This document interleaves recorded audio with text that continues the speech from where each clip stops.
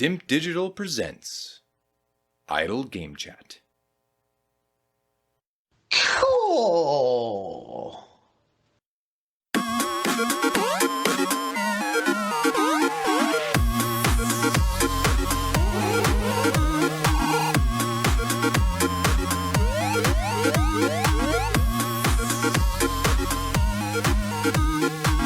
So Logan, do you remember when ABK Microsoft acquisition, still ongoing actually, it actually hasn't been resolved unbelievably, but we're expecting it to pass and go through later on this year. But do you remember one of the arguments that was made about how, well, Call of Duty's not really that special? Because it ain't, it's just another first-person shooter. Anyone could, in theory, sit down and make it. And whilst, you know, that is technically true, someone could come along and make something new. Mm-hmm. I always maintain that in this reality that we live in, this timeline, it's very, very, very unlikely because of the brand recognition, all that sort of stuff, the long-standing franchise kind of accolades that it's got, over 2 decades of being at the top of the charts, and the best-selling game, mostly, if not every year, it's in the top 5, and there's normally 2 of them, and there's no other game that does that on a yearly cycle. Then we got the UK's best-selling games for July, and do you know what buoyed this argument is that 2009's Modern Warfare 2 and 2012's Black Ops 2 made it into the top 5. Yes, I had seen some of this going around, which surprised me, and I had to delve in to understand why. Not too heavy as usual, but I was like, why? What has made people go back? Are they just so sick of the current ones? They're looking for some nostalgia, or what's what? No. But it looks like they patched some fixes in that actually made it possible to play it again. So everyone's gone, oh. Yeah. Yeah, and that's it. Yeah, there was some matchmaking fixes put in, and that kind of stung people into action, and they're out buying them. So I guess my point was, other than Grand Theft Auto 5, and other than probably Red Dead Redemption 2, and maybe Red Dead Redemption, the port is now out in the wild, so we'll see next month how the sales are shaken out over that. There ain't any other franchise, let alone a first-person shooter franchise, that comes out every year that's going to be able to command that level of uptick just from a matchmaking fix. Yeah, I mean, I'd like to think that perhaps maybe like if there was like a classic like Medal of Honor game, or like even when I remember years ago when OG Battlefield 1942 was released back in the Xbox Arcade on the 360, like there are some classic games that can kind of cause a minor swell, but I mean, there's a YouTuber that I follow called Wildcat. No promotions unless they've paid for it. Yeah, it's because it's people that are paying for airtime on here, and they're not going to. Well, Widkinen, we'll blurt his name out, but basically I follow him, and he's quite a well known. He plays a lot of Call of Duty and uploads the majority of his videos over the years. And I think how he kind of become famous is through his YouTube videos of him playing Call of Duty with his friends and stuff. And he basically went off the boil on a lot of the Call of Duty stuff lately, and has been playing like various other things and whatnot. And then randomly on his channel, he's been going through with his friends playing all of these kind of like historic games, and I was a bit like, why is he doing that? And then I saw the data around the sales data, and I was like, it's because they've released matchmaking fixes, so people are actually going back and playing them. But yeah, in a lot of ways they still hold up, right? They probably do. I mean, it's not like the FPS genre has moved on significantly since. I mean, Call of Duty Modern Warfare 4 was like the one for me, because it's the online component. Once that was sorted, it was like, well, let's just not regurgitate, let's redo this with different types of settings and whatnot. And what's good back then is still good now. I mean, I don't know what else people would expect, though. I mean, would you really expect a new fad to have come in by now? Perhaps not. But this is the point, though. I think how it goes to show, I mean, Call of Duty Modern Warfare 4 was 2008, 2009, is that right? So Modern Warfare 2 was 2009, so it would have been 2007, I'd assume, because we'd had World at War between that. So that's 16 years, Yeah. right? And A kid has been born and finished school. Yeah, in that time. Arguably, and look, you'll get people that challenge several minor updates that have been made, Slide cancelling, right? So, but yeah, I mean it's nonsense. But anyway, like the core gameplay has not changed. Like if you got Modern Warfare, Call of Duty Modern Warfare 4, and up-resed it and made it look gorgeous, and like they did do, by the way, basically. Like they've added a few minor things in, like some things have got more complex, this and the other, but at its core, it's the same. And it's incredible, really, that they can release a game that at its core doesn't evolve. Because, I mean, we sit here and level criticisms at FIFA and a lot of yearly releases and things that just don't move on too much. But Call of Duty arguably gets away with it. And I don't necessarily think there's nothing that I'm sitting here going, you should do X, Y, and Z. I'm actually asking them to keep it at the core. Like, that's the best thing about it. Like, the core works.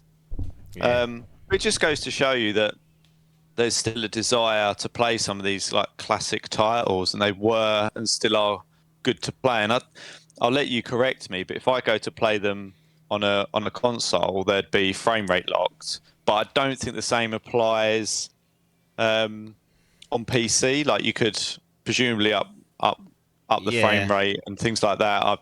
This is where my technical limitation comes in. So this could be me lying completely, but I think at least from Modern Warfare, Call of Duty 4 Modern Warfare on console, there was 60 FPS, and that's actually one of the reasons why they felt different.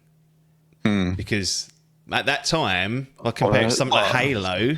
That was running at first. Halo 3 around that time would have been the one, and probably Halo 4 coming. Anyway, that's one of the reasons why Call of Duty at the time, I believe, felt so much better. And you couldn't put your finger on it. You just sit and you play Battlefield and go, well, this is more of a slower pace. The maps were bigger. You could actually snipe. You know, it definitely had a different vibe to it. But on the consoles, they had a 60 FPS running frame rate, and correct me if I'm wrong on that. But I think that's definitely one of the things that gave it a bit of an edge on a time when, and on a platform really that was struggling to do that, and that continued into kind of Xbox One and PS4 generations. Because we're talking Xbox 360 and PS3 games. Yeah. That's what we're talking about here, and I don't actually know. My brain, I don't know. I think my brain would.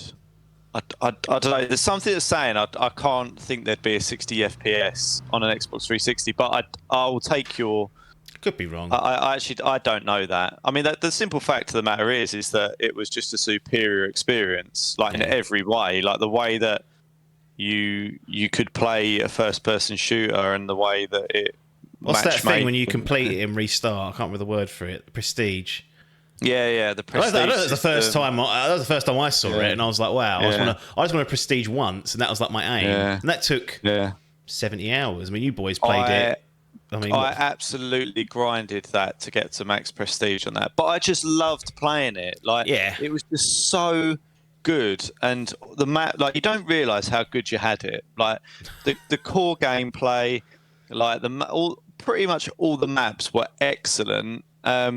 Like, technically, it was just I can't even really think of bugs that, like, game-breaking bugs, and it was just an incredibly well-made. PC hackers in there, crossplay would have killed it. 100%. I mean, I must admit, for me, crossplay has slightly killed. I wouldn't say killed it. I mean, I've got older, and now you've got these young PC kids coming along with their and you just get destroyed, and you can turn it off. And sometimes I have done matchmaking where I'm like, look, I ain't dealing with that. Like, I do. You just know. I think on the whole, the idea of crossplay really does make sense. But for something that's always going to have players like Call of Duty, it's not required, is it? I'm thinking more of a smaller game that perhaps hasn't got the audience, and you want to make sure everyone congregates and is got a game to play when they go on and boot it up. Call of Duty is never going to have that problem. There's always millions of people at any one time probably switching that on across all the platforms. So listen, the fact you can turn it off is a good option, though. The fact that it's not forced on you, you can go, get me out of it. I don't want to get beaten up today. I want some console I'm pretty sure Warzone you have to have it open, but if you want to just do some team deathmatch, you've got the option just to play with cross-play not enabled, which is fine. I understand that, but I have to balance the argument. Is whenever you see PC players playing and they get killed, they go, auto aim is just killing us. It's always funny how you see it from the other side, and I'm sure it does largely level out, right? But it doesn't feel like that. But I'm sure PC players don't feel like that. And you do get some brilliant console players as well that are just unbelievable. But yeah, it is funny how that argument goes. I mean, Dr. Disrespect, again, another plug. But he's another one that always need it. These guys don't it. need the plug. Just plug some lowlives that need it, and then maybe they'll plug us. Yeah. But the people like that and famous streamers and stuff will always moan about auto aim. But anyway... Streamers. I don't actually know whether there was auto aim on like the original Call of Duty, like Modern Warfare 4. I think there always has been, and we just because from our perspective, we've always played console mostly. 90% of it. I think we just assumed it was there, and we never noticed it. Whereas I think if a PC player went on, they'd be like, "Cool, it's fucking doing the work for me." I don't remember it. Honestly, I don't. But it probably has been. It's one of those things that when you're playing, you think you're the bollocks and you're doing it all yourself. But there's a percentage of it where it's helping you, and you just take it for granted. And because I've played like Valorant on PC and whatnot, and I thought there was like some level of auto aim on that, but Dave said there wasn't. I was just that good, and I wasn't good. I remember one time going on there, I think we played for about 4 hours, and I was fucking drilled by the time we went on there. We used to go on there late nights. This was like peak lockdown time. I'd go on there about 10, 11, come off at 2, and I'd be like fucking caned by the time we got onto there, because I'd have been playing something else before. First hour I'd be fine. Like, it was actually pretty good. Like, wouldn't beat Hall or Dave, but I'd easily beat Paper, which is like the low bar that I'd set. And then I'd just go off the boil on the second and third hour. Like, I remember going like 2-3 hours without getting a single kill. I was like, what am I even doing here? The thing is, it all conspires against you, right? Your sort of tiredness and the level of inebriation gets to you at the end of it. But it is, I preferred not knowing, because in a weird kind of way, like, it takes away. So you do a good shot and you go, how much of that was me? Like, now this AI looking at it, the AI is probably going to be handling it for you later on. There's going to be like a adaptive AI that decides how good or poor you are and does an auto aim. It'll be like leveling, to level out the game. This is the one thing as well that I don't like, is that, I mean, what killed Call of Duty for me was basically like skill-based matchmaking. Like, SBMM has just absolutely ruined first-person shooters for me. And in principle, like, it makes sense, but like, you sometimes you come up against like an unbelievable player and you go, this guy's unbelievable, but you would adapt your gameplay to not do certain things to avoid him, right? And then you'd find some players and you go, oh, I know where they'll be, like, there'll be an easy kill or whatever, and then 3 of us can go and get this tough guy or whatever. So you could adapt your gameplay to the lobby, but SBMM has just come in and basically leveled the playing field where everyone is at a similar level to you, right? And that just makes everything like less predictable in a way, like, or each game is sort of much more the same. And every game you're sort of like struggling to keep your kills and deaths at that kind of like level pegging thing, and getting kill streaks is more difficult. And the whole thing for me was just, you want it easy. You want those bots on. Well, no, it's not that I want it easy, but I want this spectrum. I want a chance at feeling good about myself. Well, yeah, because you sort of come up against people that are inferior to you, and you come up against people that are far superior. But the point is you go, I ain't going to that room because he's going to be there and he will do me. Like, and that's fine. Like, and you can adapt it, and you can go like, and then 3 of us go around the back or whatever, and you come up with tactics. And I remember doing this back in the day before SBMM. You go, that absolute joke's up there, like. what are we going to do, sort of thing. Whereas now it's just this absolute mishmash of, you like playing a mirror, and it's you got people at the same level doing either similar or better things than you, and it's some would say, oh, that's a challenge in of itself, which it is, but it just becomes sweaty, and everyone, the lobbies become sweaty, and it becomes exhausting. And for me, that's what was kind of the nail in the coffin in some ways for online multiplayer. Yes, it's we've kind of gone off piece there to have a bit of a Call of Duty led discussion, but people are getting sick of it. They're like 2 weeks in a row Call of Duty, but you can't ignore the biggest premium it brings release in the every year. Right? It's an easy win, isn't it? It's like when all these BBC, Sky Sports, and football things put Manchester United in the articles. It's easy clicks. Yes. You used to talk about you're playing like a mirror of yourself. There was a game that was basically that. It was a single player game, and you would play, and then what it would do is it would look at what you were doing, and then on the next level it would see what tactics you were using, and then try and create like a shadow of yourself that's going to fight against that, and you had to learn to adapt. Now I can't remember what it's called. I was just done a quick search, and it's coming up all level of shit here. AlphaGo, I don't think it's that. I've got chess coming up. I mean, it's not. I mean, I haven't given it the. I'll go to ChatGPT if I have to. I mean, I'll try and resist using these AI because they will be taking over soon. But at some time, you have to just bow down and say, look, normally it gets it right, so let's use it. So I'll try and plug that into later on in the episode. But Call of Duty's old games are back in the UK's best-selling. I mean, that is a very specific data set, but to us, it's the most important because it's where we live for now. Correct. Well, I'm just glad that we haven't got to deal with those wildfires yet. I mean, that is just... It's a problem. I look over at that Kent industrial estate and I see that smoke billowing out. Yeah, but there's sea in between it. Yeah, I know. Well, that's fine, but I'm being told to not send emails with signatures on it in case it uses too much energy, and that's happening right across the water. I think there's something not right here, is there? This is what makes me laugh. It's kind of like this. Everyone's got. It was. I always remember that. I think it was Lee Evans did a sketch around this. He's like going, all these planes in the air, all this stuff going on. Da, da, da. But if I switch off my red light on my TV, and it is a bit like that, isn't it? It's kind of like in the grand scheme of things when you see it, it makes you question it. But I think we should be good from the wildfires. Yes. Yeah, well, you're a bit more residential than I. I've got a little bit of a rural area, but not enough for it to be a problem causer. But, yeah, we'll see. I mean, we're based in the UK, so that's why we look at the UK charts. Usually I try and find those European charts, but Chrissy Dring's slow this week, so that'll have to come next week. So he's cost us a topic, really, which is why stretching and filling out this one is probably needed to be done to get the time limit in. But here's the top 10 anyway for July for UK. FIFA 23, no surprise there. GTA 5, that's another specialty. Red Dead Redemption 2. Call of Duty Black Ops 2. Call of Duty Modern Warfare 2 2009. Hogwarts Legacy. Still sticking around. F1 23. It's in there. Oh, how's that made it? Wow, good game. Well, is it? We'll find out. I've got thoughts. I'll book that in at some point. Minecraft. Call of Duty Modern Warfare 2 2022 and Diablo 4.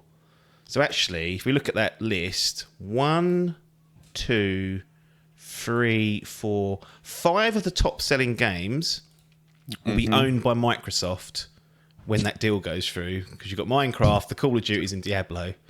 Yeah, and they're sitting there going, "What?" So they'll be. Microsoft will be PlayStation's biggest third-party partner by proxy, because they'll own the top-selling games on their platform. Yeah. That's mad, isn't it? It's going to get interesting. It's going to get interesting. I think it is interesting because Microsoft have been a bit far, I think, on it, and now they're closing the gap through an acquisition. And I wonder if we are getting to a point where eventually it will be almost I wouldn't say a monopoly, but like there'll be a console. You can't say that word. No, you can't. But it might not be through Microsoft acquiring everything. It might be just because Sony just can't or don't want to compete on that front. I mean, I'd be surprised. But it does make you wonder, like for Sony, you look at it and you think their strength is arguably in their software and the games they put out and their studios, and you think, I wonder whether they might take a look at it and go, do we need the ball ache of all the other stuff? What if we just focus on the game side? I don't know. I mean, it seems unlikely, right? But no, I mean, it's all 10, 15 years away. Yeah, exactly. And that's the thing. You hear, well, it's not going to have any impact now. And I'm like, well, of course. Probably won't be 5. Like you said, 10 years. 10 to 15 is probably the more accurate timeline. But we'll find out. We will dissect that entire thing if and when it goes through. There'll probably be a whole episode to it. No, we need speculation and innuendo. Exactly. The fact is, even when we do that breakdown, we ain't going to know the answers until a decade away. And then if we're still running a decade's time, then something's gone severely wrong. I'll tell you that much. All right. Well, maybe. Anyway, Call of Duty is a behemoth and can't be just built by another company, is my point. And correct. Well, it can be, but brand loyalty is a thing, right?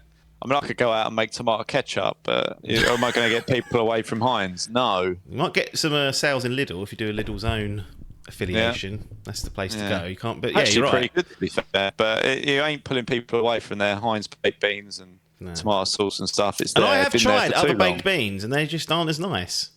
Now, there's something. Are they not as nice, or just that I'm not used to that taste? Because when you're younger, well, when I was younger, it was always Heinz. Everything was Heinz, the sauce, everything. And I always notice when it's not. Like when you go to a restaurant and you're like, oh, I've got some ketchup. Yeah.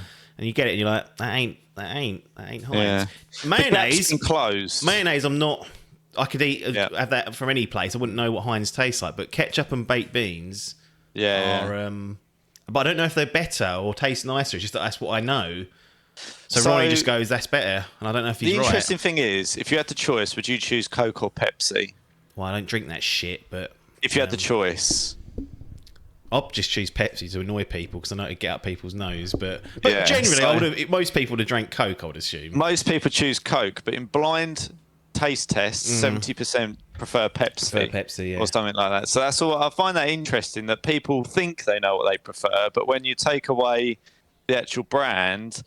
The taste buds, you take that sticker off it. And is that the same for PlayStation players? They think they know what they prefer, but if we take the PlayStation logo off and then just let them play Starfield, will they go, oh, what have I been doing for these last few years? Jim, you're gone. We're taking that Starfield sticky plaster off again because we'll be talking about it in a bit.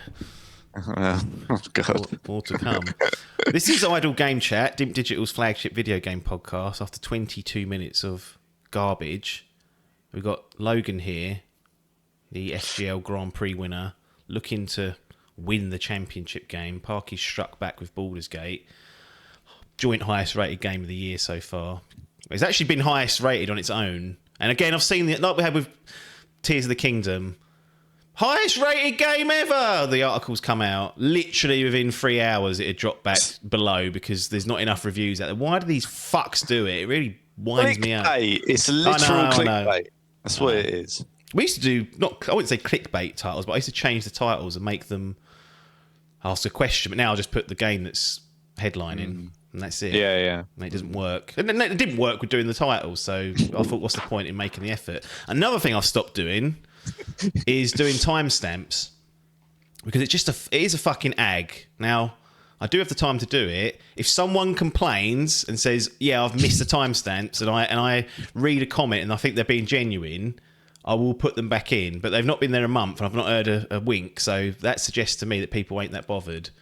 Look out, because I might create an account now and then Oi! I'll have to recognise the person. All right, if it's a consistent moaner, they won't get listened to, though, because I know they're just whinging. I'll set one up as Hosh Jewel. What do you think of that? Timestamps and podcasts? Because people are like, well, what if I want to skip through something? And I'm like, well, why do you want to do that? You've downloaded it to listen to us. Just sit when through I listen to a podcast, so is that just on YouTube though? It'll be on YouTube and the podcast app now. The apps. Well, depends on what app people are using. If you're using a shitter, I don't think it will. But I think most these days have that functionality that you can just skip through and use the time. There's no podcast that I skip through topics on. I don't. Again, to the point, it's kind of like if I'm listening to that podcast, I'd probably want to know. What about if Paul Merson comes on to talk about Spurs? And you're like, oh. Fucking, well, if Paul Merson, you didn't need to say comes on to talk about Spurs. It's just if Paul Merson comes on, yeah. I mean, to be fair, Paul Merson, I'll just leave it to just see what fucking drivel he's waffling about. But I get your point. If there's something you don't want to listen to, but I don't think so. I do. I'm sure there's people out there that just want to something shorter to listen to, but then don't listen to a podcast. That's what YouTube video or YouTube Shorts are for. Yeah, 30s. Well, that's what TikTok and Reels and Instagram. That's all that shit. Everyone's just become so used to consuming 30 seconds of information at a time, though. Like, duh. It's like, no, just sit there, listen to the waffle, enjoy it, savor it. You do have the other extreme though, where you got Rogan doing 4-hour podcasts 3 times a week, and you're like, well, yeah, that I find tricky. As much as I want to listen to some of that, I just go, no, Joe, you're asking a lot here. You need to make this more digestible. But it's tricky, isn't it? Rein it in a little bit. Anyway, I'm Apps, I'm the host. We won't be here next week because it'd be bank holiday, I believe. Yes, it will be. So no podcast dropping on the public feed on the 28th. It's a UK bank holiday. All right. There might be a surprise. There will be no surprises. I used to put really old episodes in the feed, but then I thought, fuck that. That was more effort to download them all and get them all and add it on, and write the notes and whatnot. Again, no one complained when they disappeared. So as long as people are quiet, I just take things out slowly and see what I can get away with. Be like if they get it posted at all. Real life, isn't it? You go, how much of this do you really need? How much do I need? Do I have to hoover this whole lounge, or can I just get the hand hoover out and do a quick corner scrub? And it's usually the latter, isn't it? We're talking about Starfield. Well, I mentioned it just briefly about Starfield, but it has gone gold, which means historically that means it will never get delayed. But Cyberpunk did in fact delay, so it's not 100%, but it's more than likely it won't be. The reviews are to be expected on the 31st of August, which will be a day before the early access period grants, or I should say day one. It's not early access, is it? It's day one, and Game Pass we get it day 5. So it's fine. It's fine. We've been through that. It's fine. We know what they're playing there. But it's full steam ahead now. This is undoubtedly Xbox's biggest game of this year that we know about. Maybe there's another surprise appearing, but I think Forza Motorsport is on the slate. That's getting crapped on because there's legacy feet. Well, they're not doing split screen co-op, and guess no one cares. Well, I agree. Most people don't care, but you know what? They're not doing it because no one cares. And there are people that do care. There are definitely people that care, but it is small. But the only reason they're not doing it is because that Series S is struggling. It's cock blocking again. Yeah. And then people But there's things like spectator mode that are not. I mean, the people that play in leagues and stuff do use the spectator mode stuff. So I don't know. There's basically features that were there in the last one that aren't in this one, and the people are annoying. Interesting. And that's always going to get you some smoke, but. You know, we're not here to talk about that. But Starfield's undoubtedly the crown jewel. It has gone gold.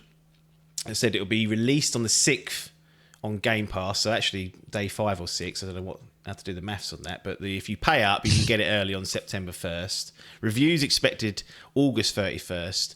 Now's the time for you to put your neck on the chopping block and say, what score is Starfield going to get? Do you think, based on whatever logic you decide to apply, maybe no logic, just a gut feeling perhaps. And we always say there's normally a window of +5, -5. So there's a big old place you can aim for here. But what are you expecting based on just what has happened in previous releases and the high profile nature of Starfield? It's been delayed by about a year as well. It's supposed to come last year. I mean, God knows what was going on back there, but so my gut feel with this game is there's going to be a lot that's going to be good about it, and there's going to be a lot that people are going to enjoy. But I don't think the depth is going to be. I don't think this is going to be as deep as people want or perhaps expect. I think everyone will be like, "Oh, it'd be good if we could do this," or "Oh, why can't we do that?" I think there'll be an element of like, because you see this big expansive world, and then as people play it, I think they'll see the boundaries to it a bit more. But I think it initially, I think everyone's going to be on a bit of a hype train with it, and the reviews will probably represent that. I think it will be This is an aggregate around. score we're looking at for open. Yeah.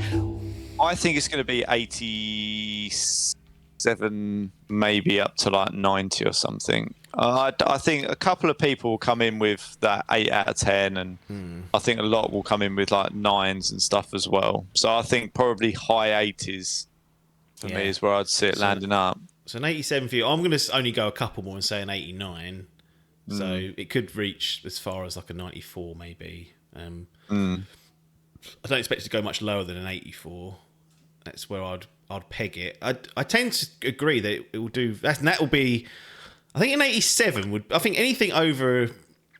I mean, it's really getting into the weeds here. But what number signifies success? Because people have been saying, and we've said it, that when it comes to the big, expensive 70 UK pound games nowadays, Xbox haven't had the firepower to really compel the audience.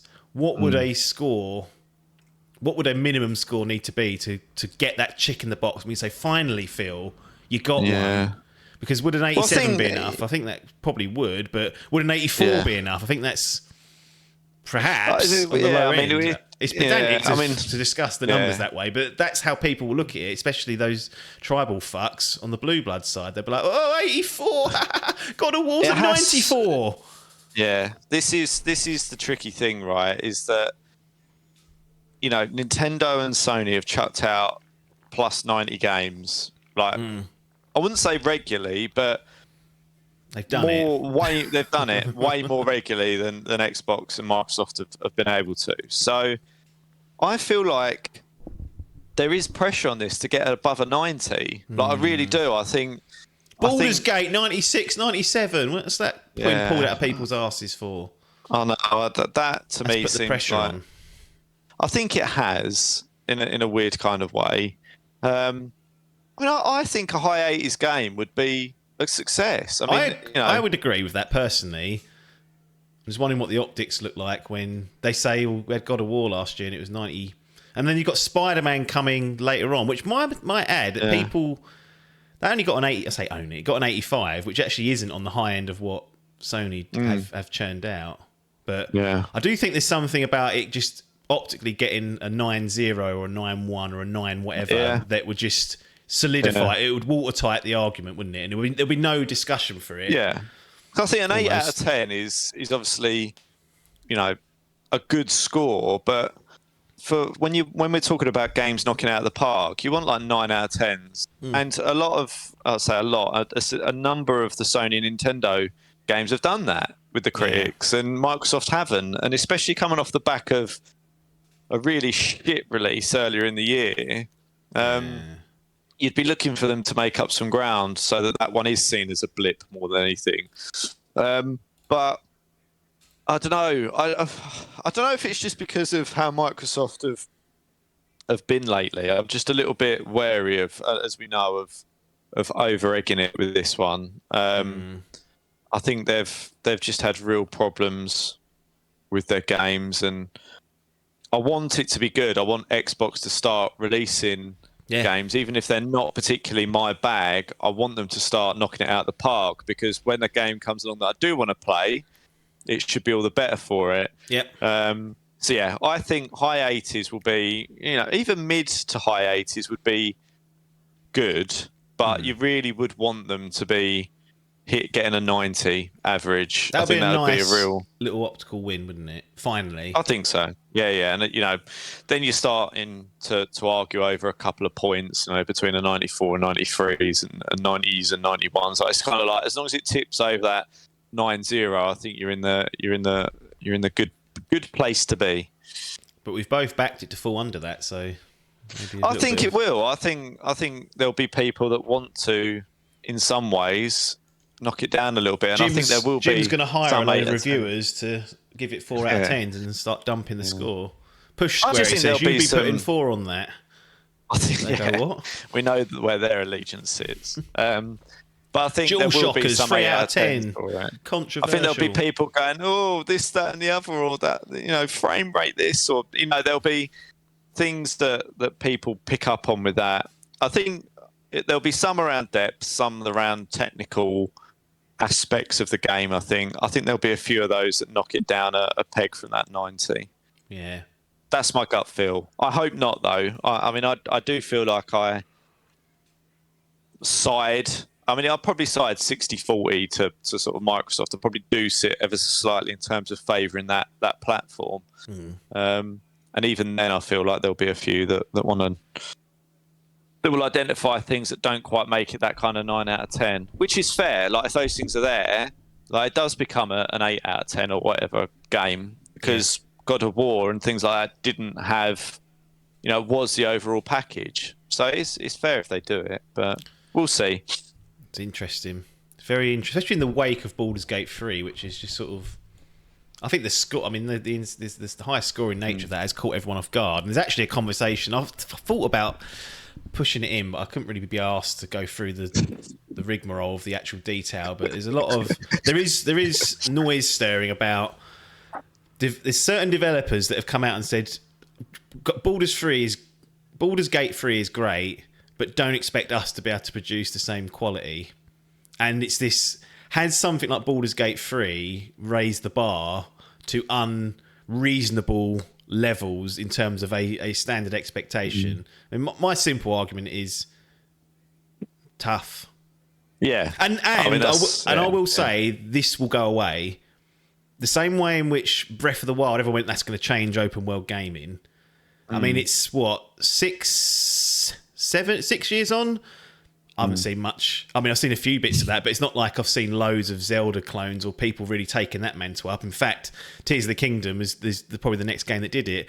Elden Ring, everyone was like, wow, that's really going to change things. It's probably a bit early to say if that does or not, but the hype for that has gone down. I think the bar goes up artificially in the wake of such a big, release, and then over time it comes back down, and then Assassin's Creed comes out and it gets a solid 80 score, and that's it. That's the end of it. Yeah, I mean, I think there's something to it, though. I mean, I don't think people should moan that certain developers release a game that lifts the bar to an unattainable height for others. Like, that's the nature of capitalism. That's the nature of competition. Is that everyone pushes each other, and that people are driven to produce better things and better products to meet that bar. So that's progress, right? Yeah.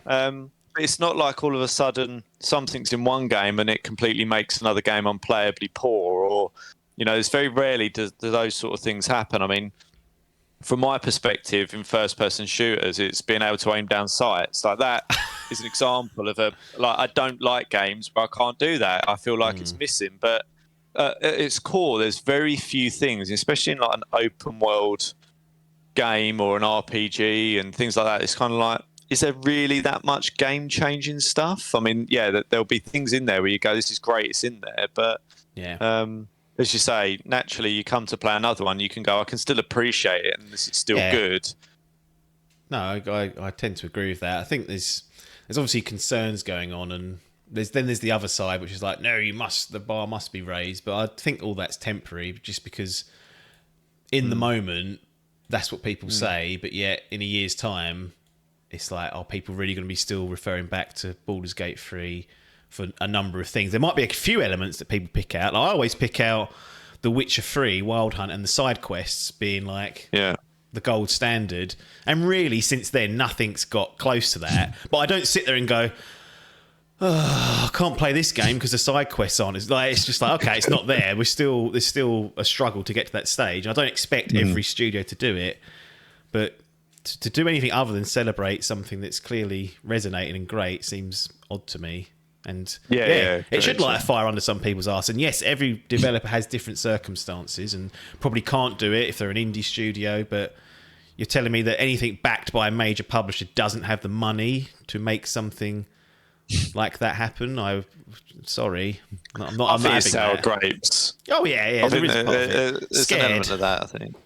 Going, That looks hard. How did they do that? Well, we don't expect that all the time. It was in early access for 3 years. Well, they made that choice. My point of early access is there's a lot of games that go into early access and end up complete toss. I've been through that cycle dozens of times where I'll get into something early access, it sits there for 5 years, and then what comes out is like, okay. Like the fact that it's got through that process and come out better from it is to be commended. And that is a risk in itself. You know, when you label something early access, there's always a chance that people are like, nah. Yeah. Well, I think to your point though, people have got burnt by it. Like early access used to be a thing where it's kind of like, let us know your feedback and we'll work with that and change things. But early access just become this sort of more of a technical feasibility and stability project rather than actually play a game and see how it resonates with the community. Early access to Phil's now is day one releases, so he's changing the language. Naughty. But no, the fact that Baldur's Gate came out of that process probably for the better is a skill in itself. Yeah. To be able to navigate those waters where you've got the most vocal, probably the most passionate fans, which are difficult to deal with because they'll want X, Y, Z and A, B and C, and you're like, well, we can't do all that, but we can do a handful of that. It must be difficult to negotiate, but anyway, I don't be worrying about the impact of Baldur's Gate 3. I will get round to it when I've got a spare.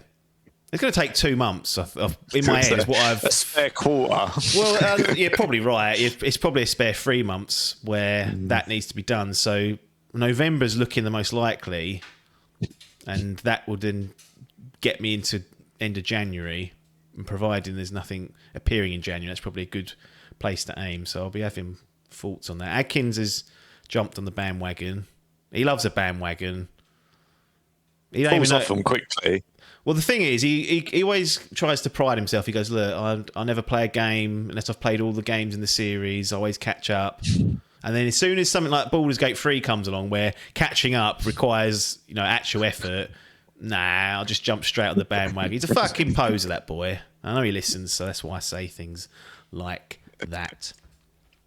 Anyway, we've been quite positive on Nintendo. Halfway through the year, you gave them the highest letter grading. But we have maintained a level of negativity as well, particularly when it comes to things like Pokémon, which I think from a quality standpoint, and we're talking technical quality, has just been so deficient.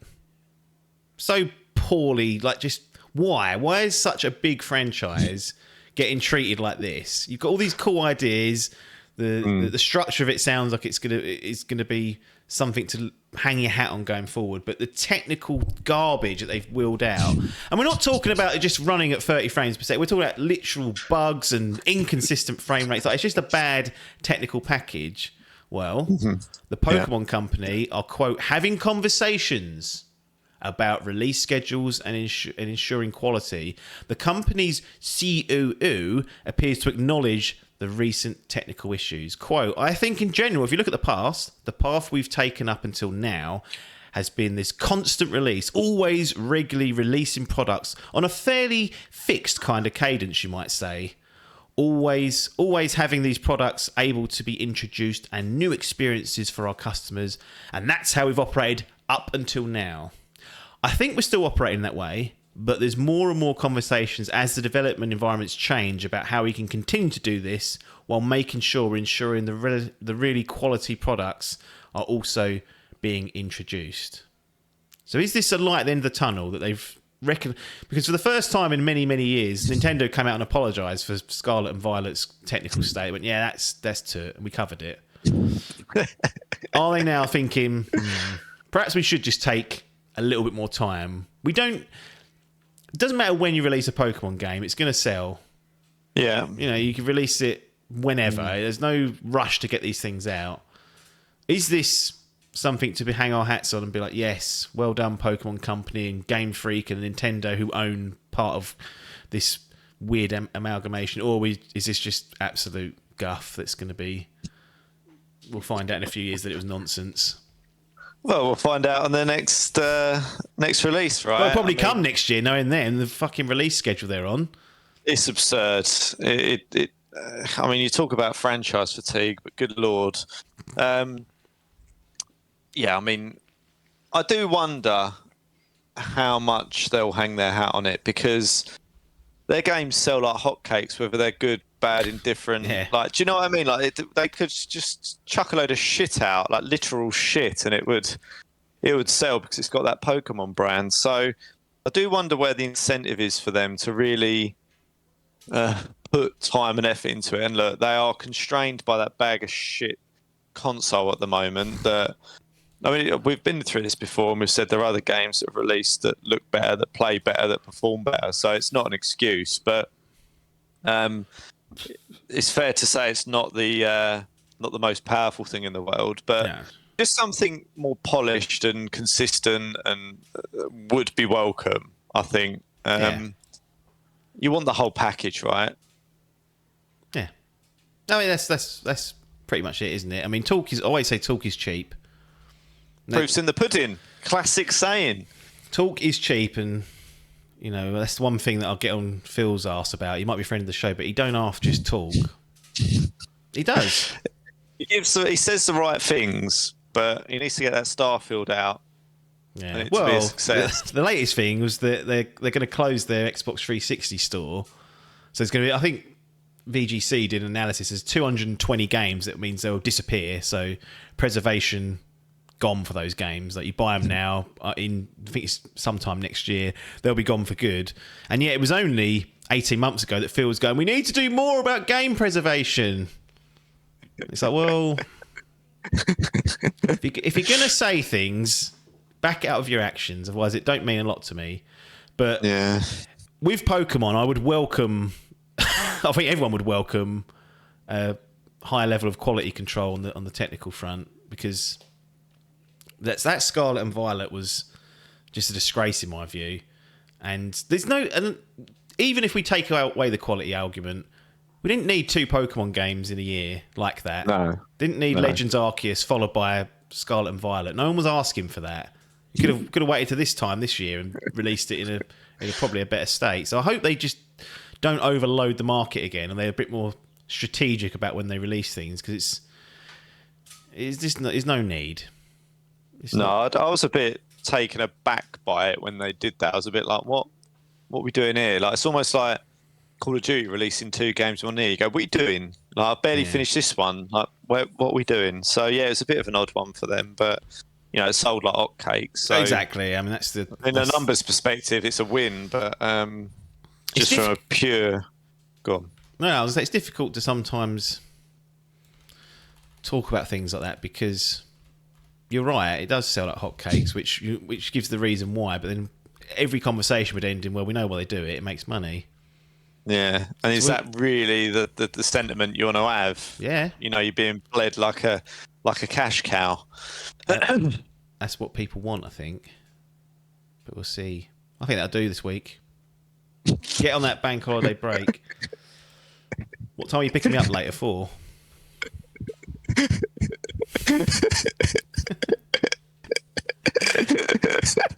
You can't just transition out like that. I can. I have. Tekken, Kirby Star Allies, or Spiritfarer. That's your choice. So we got Kirby Star Allies or Spiritfarer. Spiritfarer, was that a joint one? Yes, I think it was. 7. Yeah. Let's do Spiritfarer, shall we? Get that, because that was a joint one. Get that out of the way with. So that's what's coming later on. The longest game I've ever played. That's not true, but it was longer than longest palate cleanser. That's for sure. That was the killer, wasn't it? Should have done some research, but didn't. But that's what's coming for people to close out the episode. So we're on bank holiday break next week. Logan's picking me up later on to go in the pub. Yep. 4 p.m. I've heard. Well, probably more like any time after 5. I think 3 is the plan. Bring it forward. Just go down there for lunch. That'll be easier come for back. me. But there we go. Anyway, we'll be doing Spiritfarer. Is it Farer? I can't remember. Anyway, It is Spiritfarer. Yeah, you're faring spirits. ferrying. Yeah, going on that Channel ferry was an experience, like a floating airport.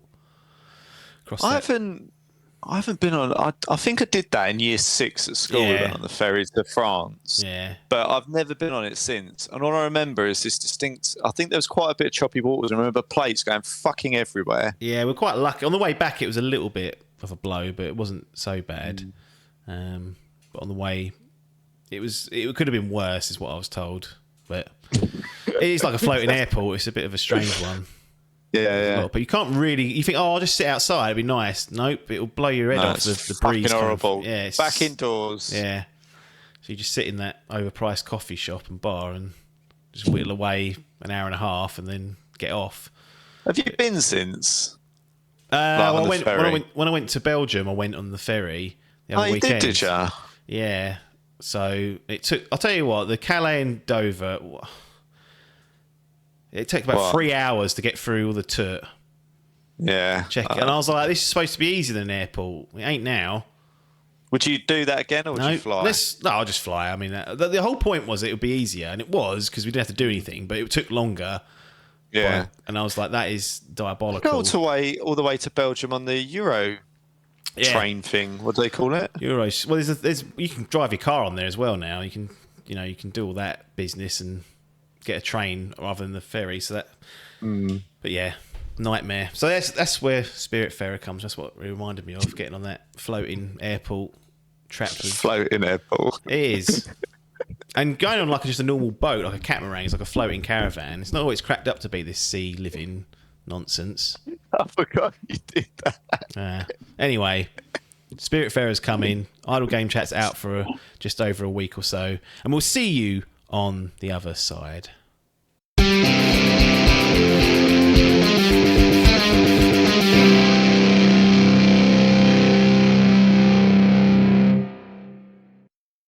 Welcome to the Dimp digital voicemail service. Please leave a message after the tone. Hello, Apps here. Gonna talk to you guys about Jurassic World Evolution, the full package, which isn't what the game's called. It's just that now I've played all of the DLC campaigns that were on offer. These are paid sort of DLC expansions.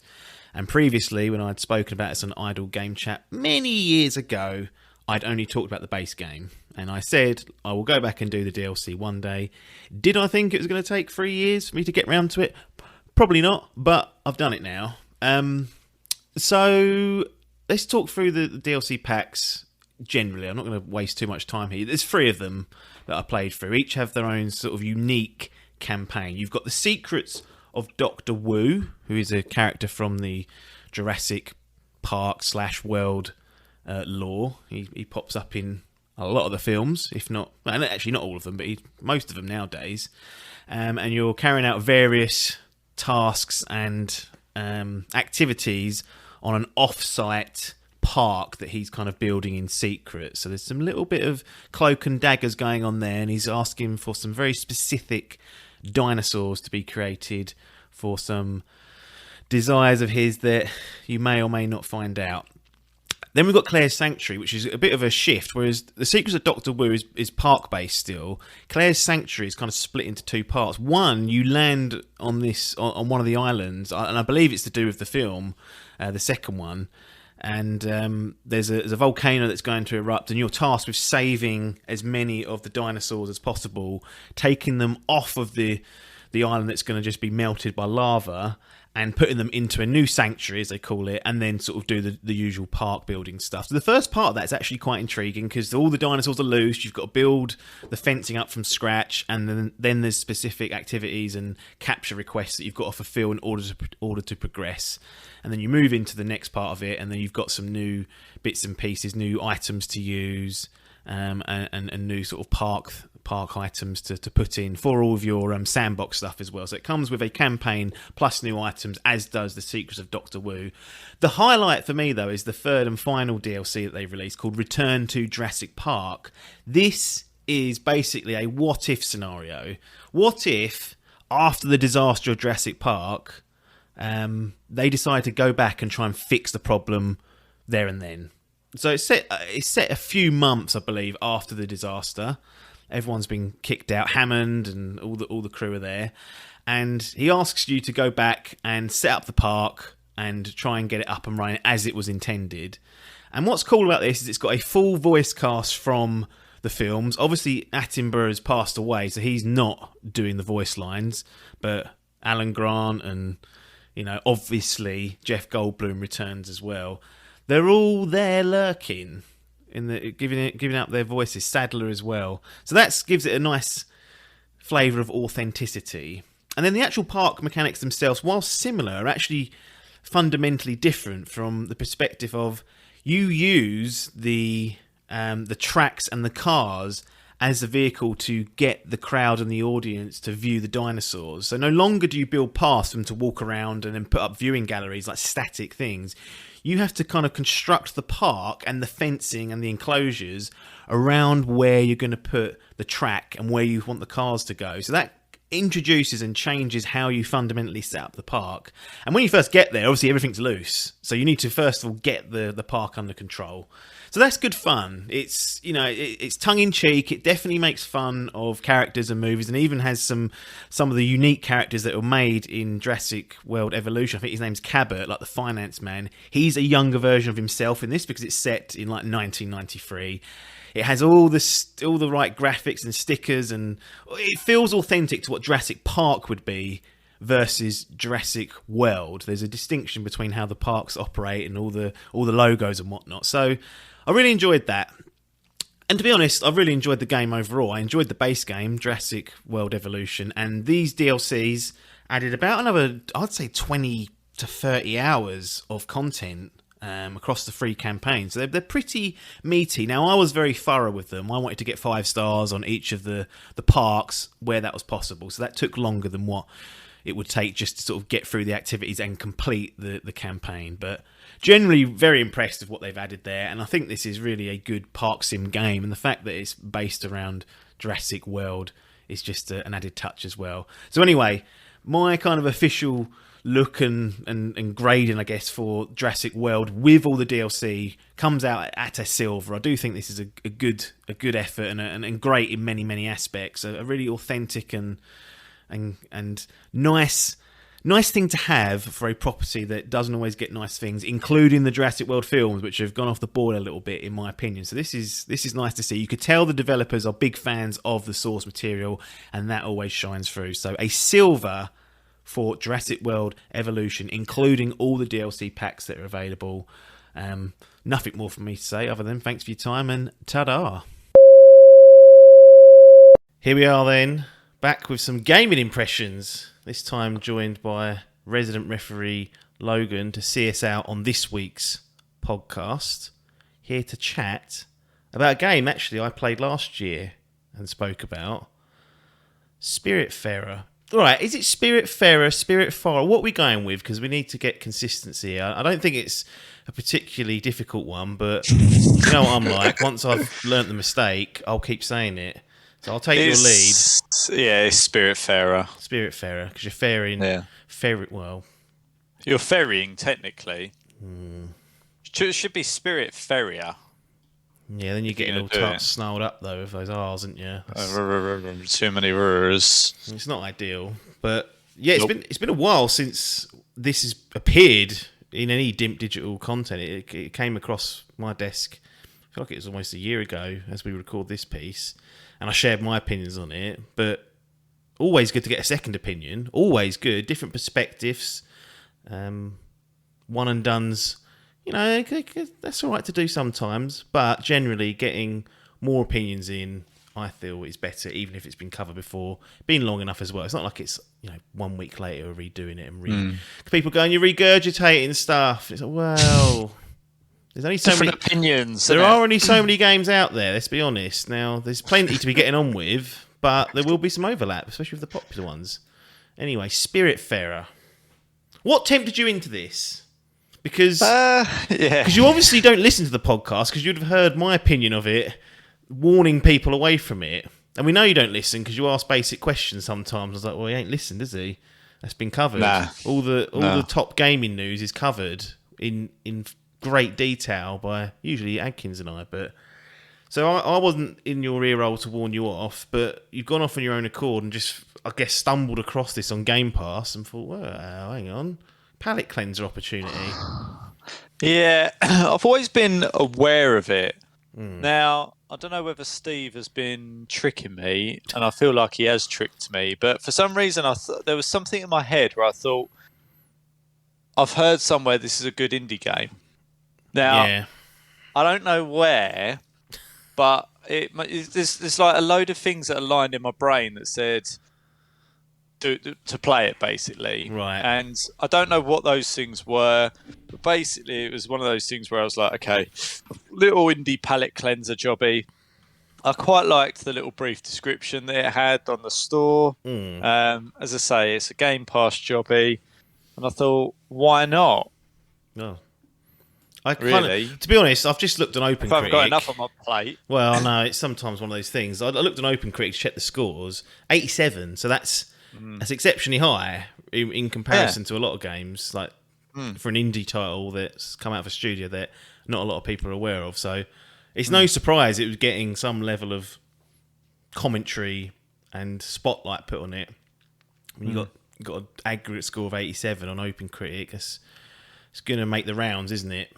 In various newsbeat cycles and websites, so yeah, I mean, I don't know whether I looked at that at some point when we were doing the gaming, fantasy gaming draft or something like that. But there was something in my head that went that reviewed or scored well, or something along those lines. So I thought, and it was just, I can't remember specifically what it was, but it basically looked like a zero stress game.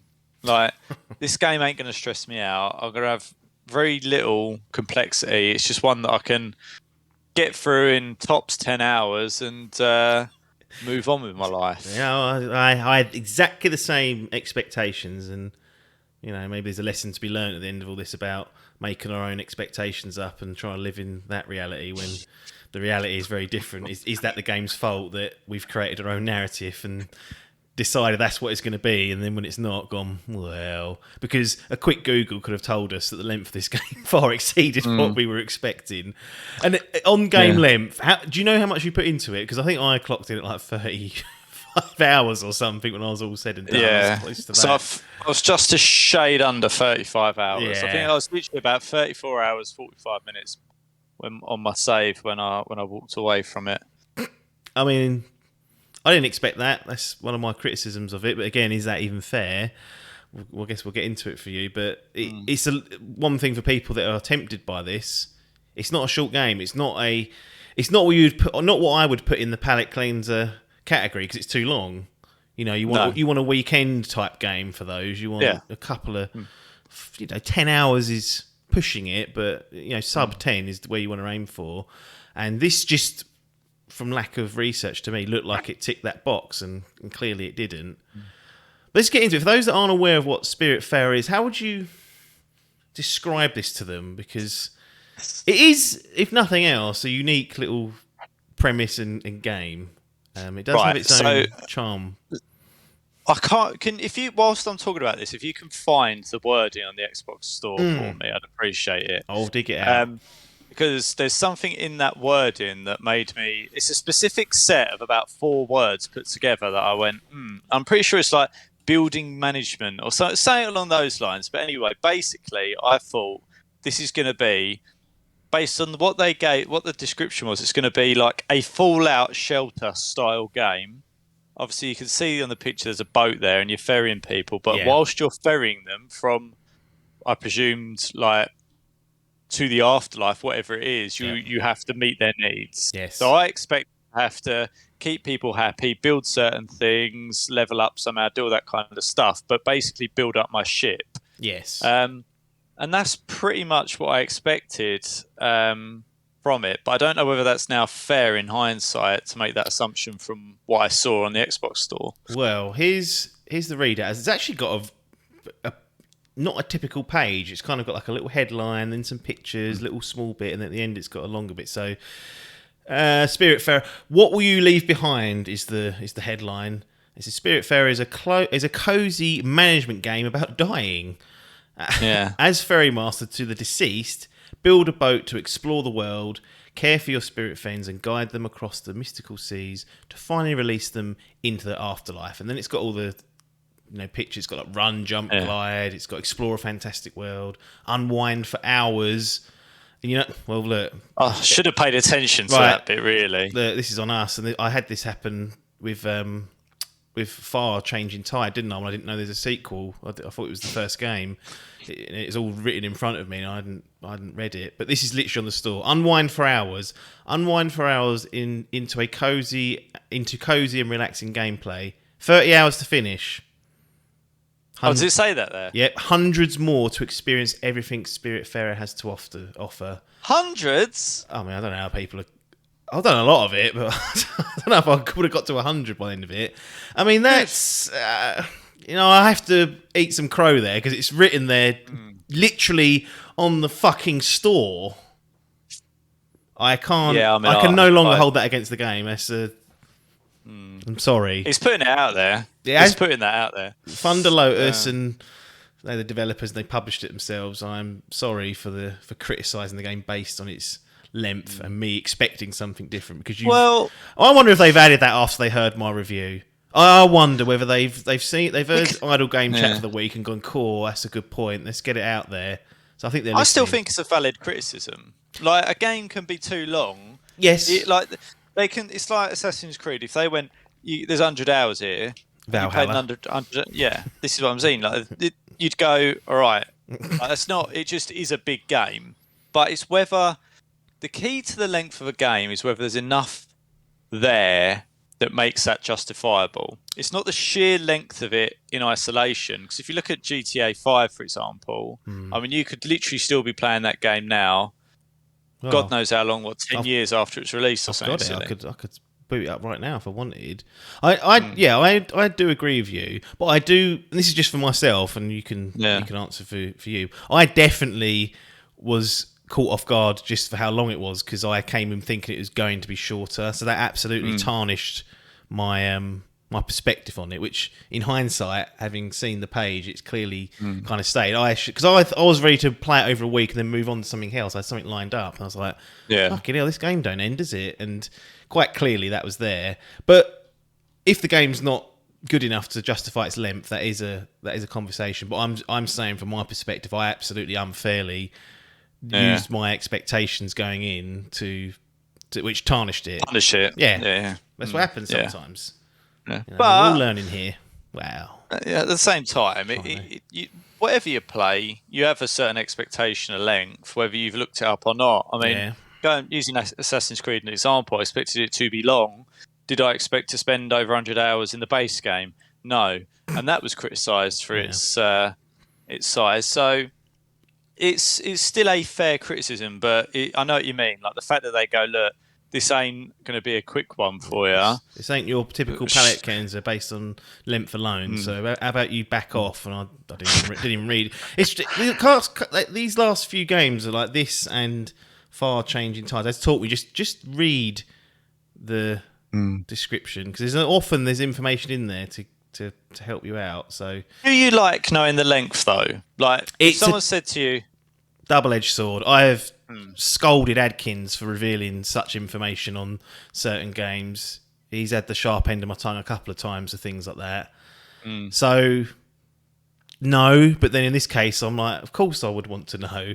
You know, the reason, the reality is, I'm 8 times slower than most players anyway. So whatever length they put on there, I have to think, well, add 15 hours to that, because Ronnie will be investigating all sorts. Yeah. And yeah, I don't like to know the length. I think as I'm trying to get more organised with release dates, lining things up, I kind of have to have a baseline to go against, so I can be like, right, I can fit that in. And we're going off piste here, but would you appreciate like a small, medium, and large kind of ranking system, like a tag? Yeah, of some sort, so you could at least like see. You don't need to know how long it is, but you know that if it's small, you know it's under 20 hours. If it's medium, it's under 50 hours, and if it's large, you know it's plus 50 hours. Something like that. Oh yeah, that would be ideal. That'd be perfect. And you know what? The Xbox Store on the PC anyway does have tagging on there. I don't mean it's got anything for length, but it has things like co-op or cross-play or play anywhere. It's one I look for. So I'm like, oh, can I play that on the PC if I'm on the Xbox? If I want to stream it, for example. So I think they could introduce that, and then it's up to developers. They go Xbox or whoever it is, the platform hall, to say, here's the categories. 10 hours, under 10 hours is small or whatever. 10 to 25 is medium. Above that is high. And then you could just glance and say, okay, I'm looking. They've got so much stuff to be getting on with. They haven't got time to cater for these needs. Well, and they've written it on the bloody store. They've done it. Yeah, but I'm just trying to. I would love that. I'm not going to lie. I think that would be useful. But I think outside of my own head and think, who else is going to be using that other than me? I'd like to know. Well, there's two weirdos in it.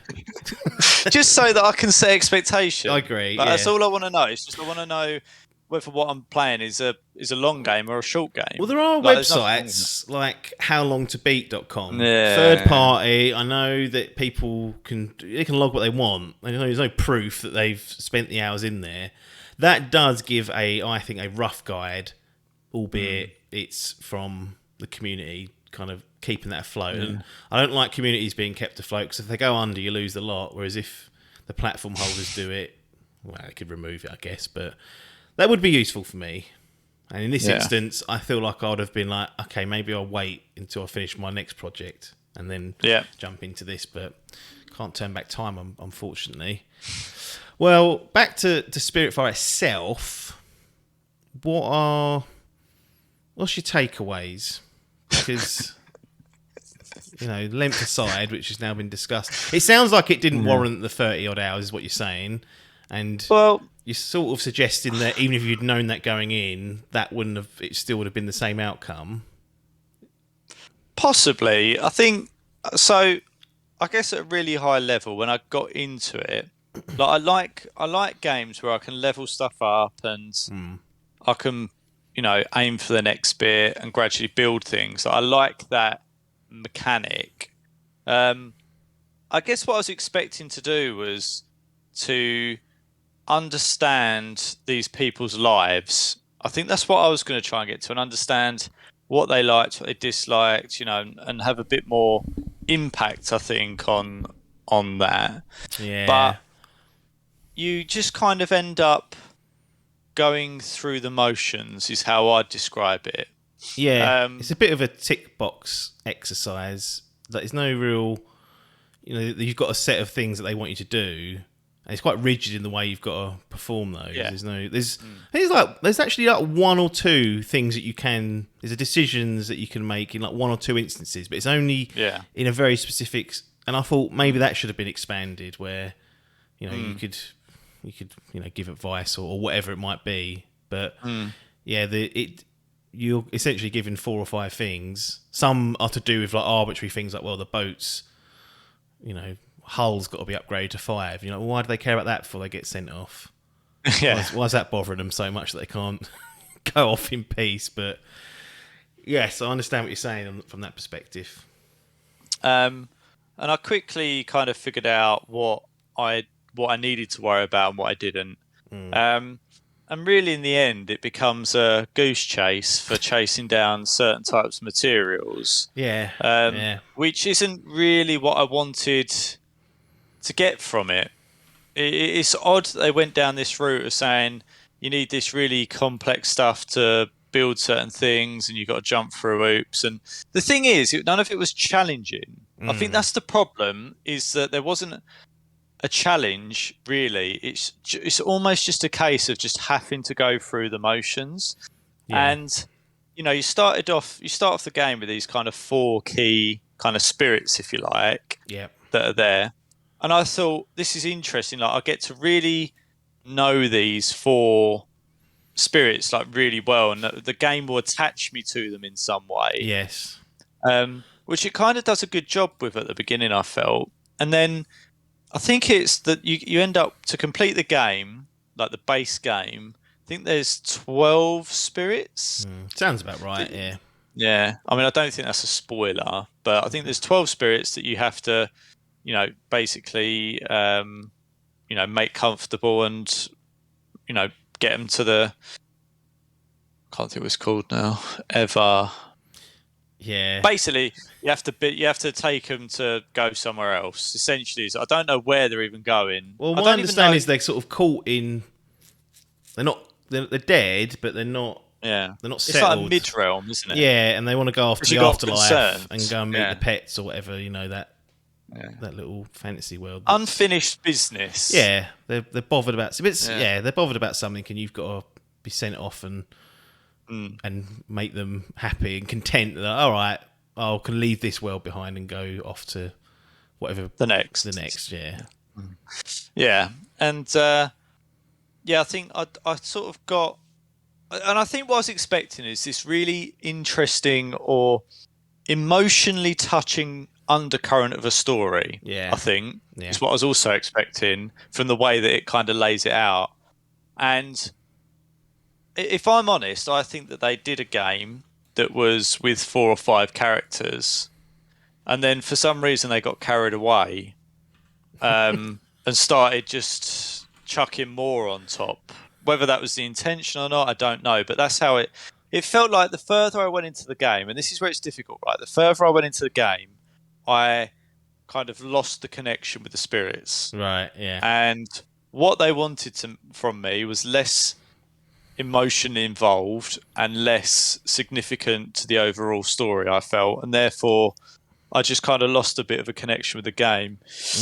And I kind of just felt like if they'd have let me do the initial kind of 4 or 5, maybe 6, expanded upon those a little bit more and made the undercurrent of the story more interesting, I guess, because they allude to certain things in that story. Like everyone although I'm really careful not to tread on spoiler territory, but I don't really feel like there's anything outside of the story that's kind of like spoilers. It's not really, no. It's not like a massive twist, is there? It's like, you're actually sending them off to hell. Nothing like that. No. It's very much the people that you meet, and I think the people you meet are either relatives or friends or significant people to her, which kind of threw me. Yeah, that's not initially. I didn't pick up on that initially, but over time you're like, oh, they've all got some sort of real world link to this character, which I thought was somewhat interesting. But then that's when I started thinking, well, this is just becoming complex family affairs. I'm losing track of who's related to who's auntie, uncle, and I'm like, I lost. I started to lose focus on exactly who meant who to what, and it becomes less significant. Yeah, because there's so many there with their own little story, their own little problem, their own little take, and everything like that. But yeah, it's easy to focus on the negatives. I think it is it is a relaxing game to play, and I think at times I did like the. I wouldn't call it emotional, but it did have touching points, I felt, with some of the characters and the story that they were talking to and everything. I liked that part of it, weirdly. And, early on, I liked the way that, you have to cook certain meals for them and you have to do all that kind of... There's like a crafting element to it that I liked as well. That's it, yeah. But yeah, I felt like the upgrades to the boat were too long in between. Like it's only really right at the end that I managed to upgrade the boat fully to get the maximum speed and things like that. And it's like it does take an annoying amount of time sometimes to travel between the little islands to get resources. Although you can obviously teleport essentially, which was a nice little thing that I think they kind of gave you. Yeah, and for people like Ronnie, it gave you this good context. Good context to be able to use it because it's there given out. You're not just, doing the old. Yeah, you're not just sailing there and the screen goes black and then you just appear in there and you're like, what's happened on that journey? Yeah. Who said what? It's a real time fast travel. Yeah, which you have to unlock the points and stuff. And they're you can't drop anywhere either. There's specific points, but they're reasonably placed that you're close enough to most of the different and it was close enough to the ones that it brings you back to through the story regularly as well, which I thought was a bit of a relief. Yeah. And obviously there's some some annoying, some less annoying mini games in there that you do have to get certain resources. Yeah. But yeah, I think it just fatigued me. I think the biggest problem was that it goes back to that thing about length where, you just start getting a bit fatigued by the repetitive nature of it. Yeah, I found I just wanted a shot at these people after a while because they were moaning about certain foods, and I was like, well, I haven't got a fucking cake. I ain't got the ingredients to keep you fed if you want that. And it's like, do I really care about finding out each and every one of these spirits' favourite food or least favourite food? No. And if you don't feed them, guess what? They're already dead, so they can't die. So you ain't going to be penalised. They're just going to be moaning. So don't be worrying about that. Why are they being fed in this middle life as well? What's going on there? I was confused about this kind of feeding thing because I was like, to your point exactly, like surely that's a surplus to requirements, like, and yeah, it's just irritating having to. There's so many ingredients as well, and there's so many ways to get ingredients. Like you have to crush certain things, you have to mill certain things, you have to get a windmill, like, and this, that, and the other, and you just go. Oh, and towards the end, I was thinking, can I just buy it from somewhere? Because I've got so many of these glims now that it's almost ultimately irrelevant. Like I'm literally just a money-making machine. I'm fucking loaded. But I think that's I enjoyed my time. I think I just think it would have been better shorter as a game. Shorter, more condensed. I mean, I wouldn't even been thinking back to it. If they just kept 5 spirits, let's say, and let's say the game's 20 hours. But you're with those 5 spirits for most of the 20 hours. Like you would then build a much stronger connection with them, and then when you have to do the bit where you say goodbye, that's where you get those opportunities. And because some of these people are like a revolving door, they sort of pop in for a few hours. You feed them, you get them a t-shirt they're after, and you send them packing. You kind of like, well, yeah, bye, but I didn't really know you anyway. I think they would have been better served to shortening the length in total. But making the people that you're actually sending off be with you for longer, make their requirements longer, get to know them better, rather than just chucking every second cousin that's ever known Stella and asking you to sort them out. But it's like, I thought they did that really well for the first sort of 4 or 5 characters. I think they really did build, some sort of character. Like I understood the character and what sort of person they were, and I knew from the sort of person they were what sort of foods they liked and didn't like. Like I knew that, and then as you get a bit further on, you lose those 5, and you've got another 4 on board. I kind of felt like I've put so much effort into understanding the previous ones. I'm a bit fucked off. I've just had to dispense with them at this point. And I knew you kind of get a feel for how far you are through the game. Like you've done 10 hours and you think I've got all this shit to unlock, and half the map still ain't done. My ship's only 25% done. You're like, and that's what I mean. You kind of get there and you go, I'm gonna have to play the majority of this game now. The next, what ended up being, the next probably 15 to 20 hours with different characters. And I thought that was a bit of a bummer, really. Like I didn't really like that, and the characters that I did pick up, I didn't feel the same connection with because I just didn't feel like the game moved in that angle for it. And there are different personalities as well, where you're just like, you're just not that sort of person I'm going to care about particularly. No. But I think it does have to be said. I think the developer based those characters on real life characters. So I was reading the credits at the end. I think each one is based on one of the developers' relatives or someone they knew or something like that. You've just sat there and insulted them. Well, yeah, but it's not to say that they're not interested, but it's just the way that they then portray it. I think in the second half of the game wasn't as good as the first half. Yeah. I think that's and that also comes with the fact I think that I was fatigued by it, so I probably wasn't paying as much attention as well. Yeah. All I'm thinking is, I've got to go here. It's a lot of reading, isn't it? Because it's not voiced. It's a lot of reading to be getting on with the characters. That's always. Well, it's not voiced, but they all make a distinctive noise. True. So, but yeah, I didn't. I think the biggest criticism is the length, because I think it just overall harms the game. It was longer than I was expecting, but you know me, I'm quite happy to cut my losses. True. Most of the time. Yeah. Like if I go, that ain't pulling me back, then I'm probably not going to go back. So I'm still getting pulled back to it. Not as brutal as Biff in your beginning of games, but have been known to walk away from scenarios where it's not up to snuff.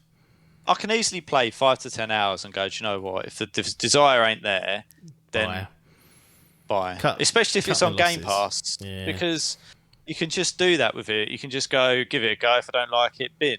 And that's the attitude I've got with it. But I think the great thing about Game Pass is that you can get these sort of games that you probably wouldn't typically buy and give them a good old go. And sometimes you'll be surprised. Yeah. And I think I would say, you know, for the majority of it, I did enjoy the game. But I just think the last 5 to 10 hours was a bit of a slog, I have to be honest. I did feel like towards the end, it was just like, get it done, get me out. Well, some good opinion, good insight into Spiritfarer. Well, first of all, any other business, any other thoughts that you're having or had that need to come in, or do we begin the process as per the agreement of the new process? Well, not new by now, but I don't think there's anything over and above to add. I think it is, nice. It's a nice little game. I think it's what I would say. I feel like I've kicked it, while it's down a little bit, but booted it to do 35 hours in it, and I've largely enjoyed that. Other than the last little bit, I think for the majority it is interesting, and I did find myself, going to pretty much talk to everyone in the villages to see what they had to say. Yeah. And it does get you that way, and you think, there's loads of little side missions and things, and these little things you can do to help people out that aren't on your boat. So you kind of take this Good Samaritan approach if you want. Yeah. So they have put plenty of content there, and I think there is a load of stuff that I could have still gone back to. The one thing I did at the end was make sure I'd cleared down the map. So I went round and just made sure because there were a couple of places that the story wouldn't naturally take you. Yeah. So I went round, did a quick, clean up of the map and stuff. But didn't accidentally pick up another spirit, did you? And think, oh fucking hell, it's another 3 hours. No, it does quite conveniently say at the end though. Yes. Like the last guy you've got basically goes, look, I ain't going anywhere, so don't be waiting around for me to finally say, take me to the Everdoor. That's it, Everdoor. Yeah. Which I thought was a good thing to do, because I was half thinking to myself, he doesn't look like he's fucking off anywhere, this guy, but I don't want to, it does certain things in the game where certain things will happen after a certain amount of days. Yeah. So you kind of do find yourself pottering about a little bit to see what the certain outcome's things going to be. and what the outcome's going to be. And after a little while, he goes, look, don't know what's going on here, but I'm stuck here, so it's just me and you, buddy. Yeah. And it's like, okay, I can walk away and do the final piece of the puzzle, if you will. Interesting. Well, look, we're outside the gaming gallery. Crowds are gathering. They're expecting big things. I've got the keys in my pocket. Do I need to even bother getting them out at this stage? Yeah. I think we'll go in. I think we'll go in. Get the keys out and. I might actually get a separate pair of keys for this. Have a little Dimp logo on it. So it's made it into the gallery. So it's got further than I did. I went down the pub straight away. I went, I ain't going in. So where are we going to display it in your personal wing within the Dimp Digital Gaming Gallery? Obviously, you've got your platinums for your special games, you've got your golds for your great games, you've got your silvers for your good games, and you've got your bronzes for your decent games. It's going to be one of those. So where's Spiritfarer going to land? I mean, I'm going to put it in the silver wing. I think that's my generic dumping ground. That's my dumping ground. You've stolen it. But do I normally dump in bronze? We've had this conversation. I think you're still in flux over what gets dumped where. I am serial silver dumper. If it's good, it's good, and I don't overthink it.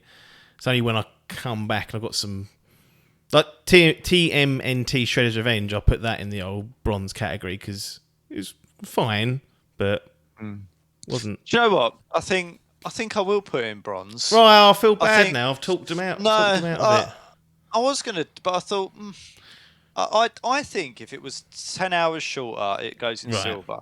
Yeah, I think that those last 10 hours. I mean, what I'm trying to do in my head is go, should I base it on the last 10 hours or the first 25? And I think that's the difficulty. And arguably, is it fair to knock it down because of what isn't the majority? So I should go with the majority of the game, but I just feel like that last 10 hours felt like 10 hours. Yeah.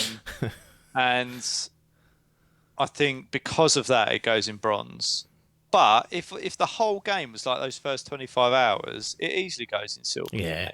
I think that's the correct use of bronze, where there's a caveat to it. There's something that just didn't quite bring it to be a well-rounded, good experience, if you will. When you have something that's quite strong, that you feel strongly about, there's a bit of an issue. But on the whole, you think, it's a good ideas, etc., etc. Just wasn't executed to to the highest possible standard. So Logan dumps Spiritfarer into the bronze part of his gaming gallery. So there you have it. I feel bad that I've influenced that. No, you haven't really. I was summoned an R in. Even before we joined the call, I was thinking, where does it go? Because I always felt like it goes in. And I was going bronze, and I was thinking, is that cruel? And I was like, no, I will go silver. And then, I think bronze feels right. I mean, it might even be longer than 10 hours, really. Like, I think you get past 20 hours in that game, and you're like, about done here. Are we still doing this? And I think that's the problem. It's a nice time, but too much of anything becomes bad. You can overindulge, can't you? It's one of those things. Common though in games these days. They tend to outstay their welcome just a bit too much, but get the odd few that kind of nail it. Well, that's it. Spiritfarer goes into the Dimp Digital Gaming Gallery. It was rejected on its first course through last year when I had a go at it, but Logan has got the boys and gals in from Spiritfarer, so that's going to be immortalised in his bronze part of his personal wing. I think that's it for this week. We'll wrap the podcast. So nothing more for us to say here, though, other than thanks for your time and ta-da.